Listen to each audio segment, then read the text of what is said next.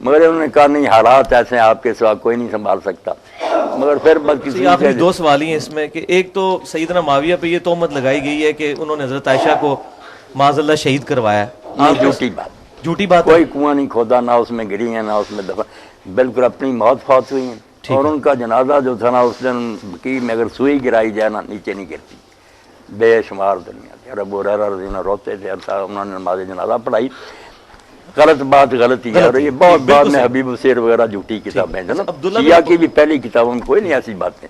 عبداللہ بن عباس رضی اللہ تعالیٰ عنہ کا پھر کیا سٹیٹس ہوا ہے حضرت حسن کی صلح کے بعد؟ کیونکہ وہ بڑا عرصہ زندہ رہے ہیں، ان کا کہیں ذکر نہیں ملتا. وہ انہوں نے پھر کیا خلافت کے کاموں میں وہ حصہ لیتے تھے، کسی کے ساتھ اٹیچ رہے ہیں؟ اتنے جید صحابی تھے، اس کے بارے میں آپ کے علم میں؟ نہیں، وہ تو میرے علم میں جو نا ہے تو اسی طرح روایتیں تاریخی، مگر یہ بات جو ہے نا کہ جب عبداللہ بن زبیر ان سب علاقوں پر حاکم بن گیا نا یزید کے بعد، تو شام میں ان کو معاویہ کی حکومت وغیرہ رہ گئی.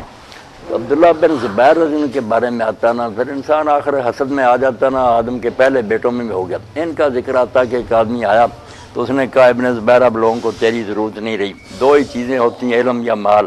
عبید اللہ کے دروازے سے لوگ کھانے کھا رہے ہیں، عبداللہ کے پاس علم سیکھ رہے ہیں. عباس کے دونوں بیٹوں نے یہ کام سنبھال لیا، تو نام ہی رہے تو تیرے نہ ہونے سے کیا فرق. ان کے دل میں نا کچھ اس بات سے نا حسد پیدا ہو گیا. انہوں نے پھر حکم بھیجا کہ تم دونوں نے شہر چھوڑ دو. تو حضرت عبداللہ بن عباس نے کہا کہ ابن زبیر کون سی بات غلط ہے، لوگ مجھ سے علم سیکھتے علم چھوڑ دوں یا یہ خیرات کرتا عبید اللہ جی؟ ان میں سے برا کام کو انہوں نے کہا میں نہیں جانتا.